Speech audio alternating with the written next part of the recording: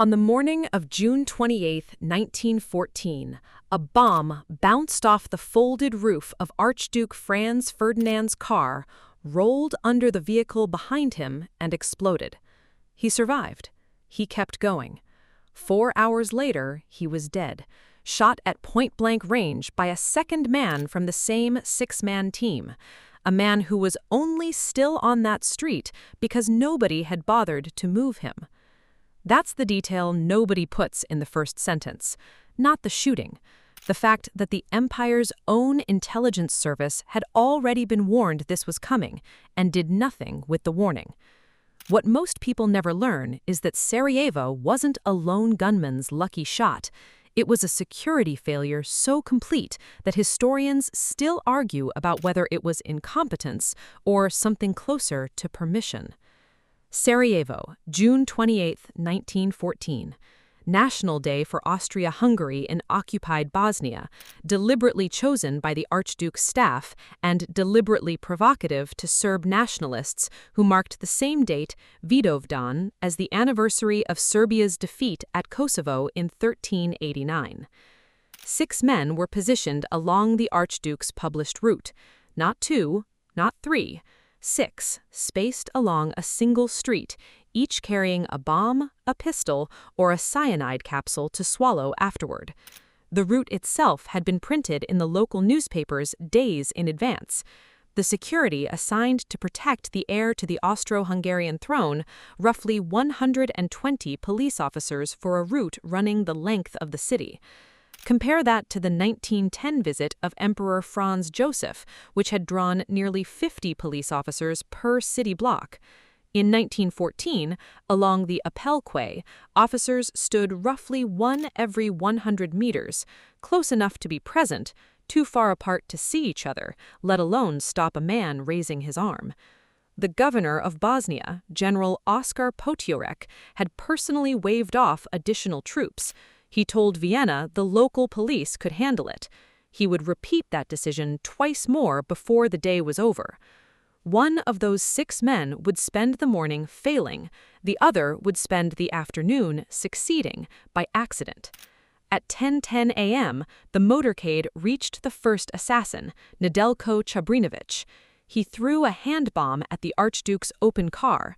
The driver saw it coming and accelerated.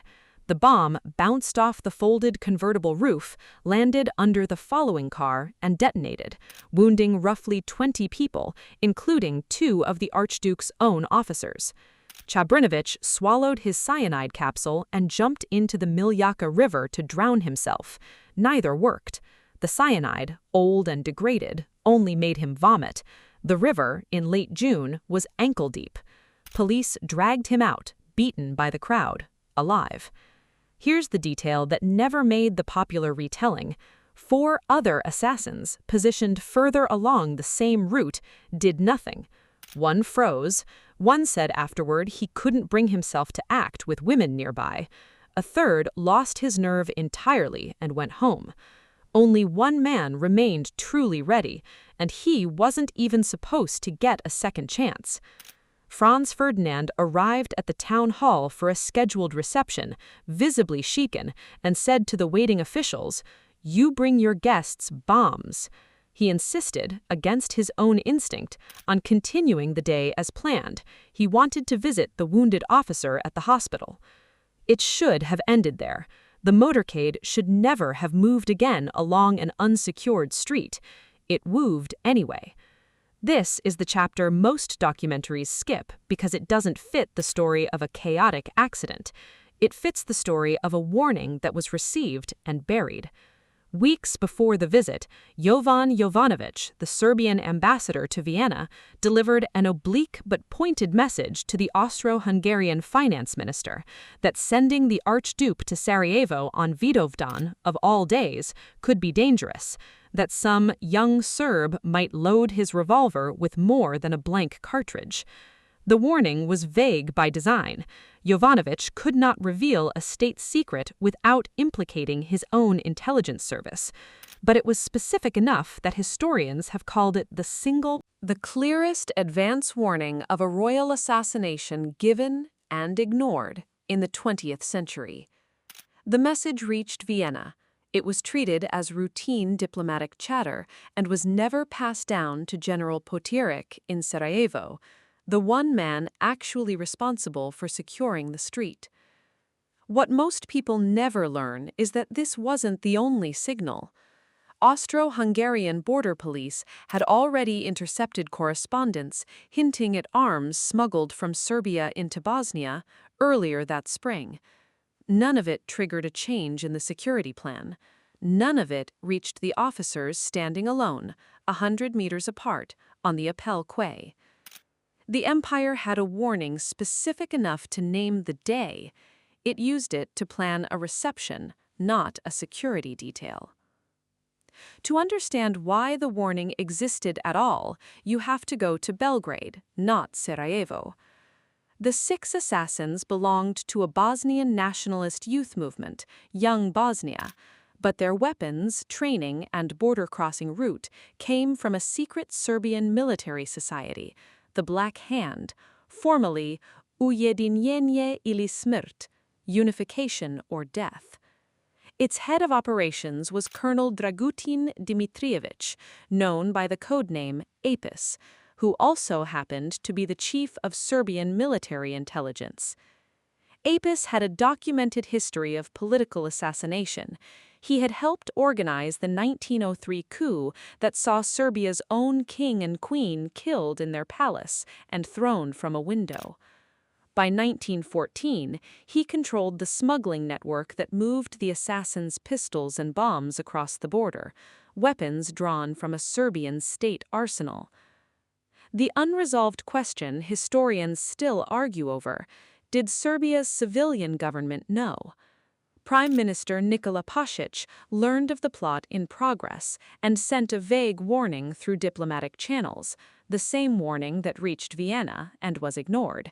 But he stopped short of naming names, of confirming his own military intelligence chief was arming the men who would start a war. Historians still struggle to explain why Pasic chose ambiguity over certainty. The likeliest answer, naming Apis directly, meant confronting a man who had already proven in 1903 exactly what he was capable of doing to leaders who got in his way. The plot wasn't a lone conspiracy. It was a state intelligence operation that its own government was too frightened to fully expose, even to save a prince's life.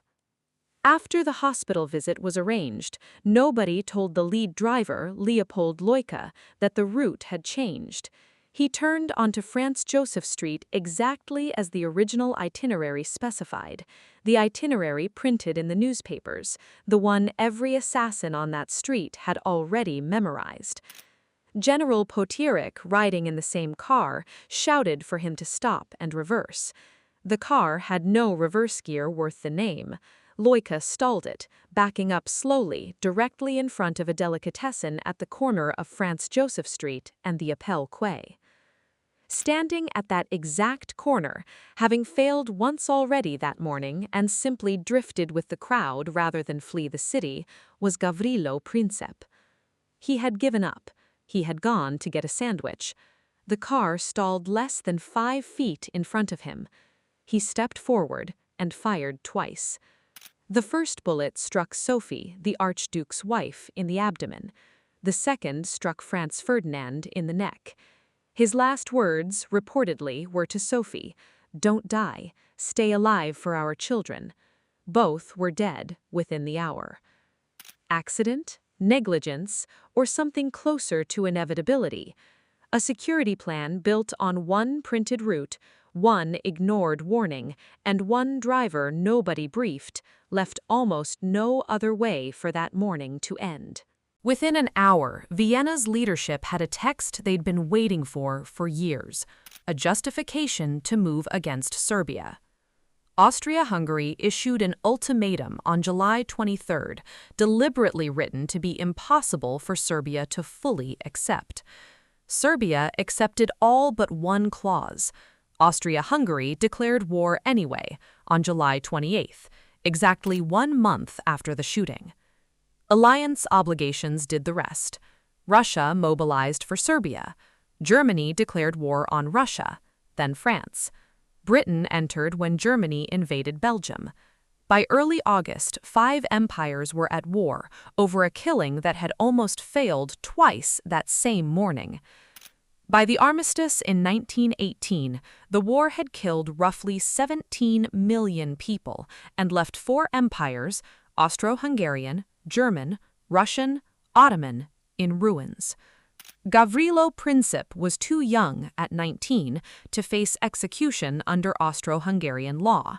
He was sentenced to 20 years hard labor instead, and died in an Austrian prison cell in 1918 of tuberculosis, weighing under 90 pounds, months before the war he started finally ended. Colonel Dragutin Apis Dmitrievich was arrested by his own government in 1917 and executed by firing squad in Salonika, officially for an unrelated plot, though many historians believe the real reason was that Serbia's leadership finally moved to erase the man who knew exactly how much they'd known in 1914. General Oskar Potiorek, who waved off extra troops and rode in the car that made the fatal turn, was relieved of command within months and spent the rest of his life in obscurity, dying largely forgotten in 1933. The street corner where Princip fired still exists in Sarajevo. For decades under Yugoslavia, it carried a plaque calling him a hero. Today, it holds a small, deliberately neutral museum, a single corner asked to hold the weight of 17 million deaths. A warning was delivered 3 weeks in advance. It named the day, it named the danger. It changed nothing. The empire had the intelligence to stop it. It chose a parade route instead. Thanks for watching this video. If you like this video, let us know where you're watching from and at what time you are watching. It helps to subscribe to the channel to keep this channel alive. If you have a topic we need to cover, let it know.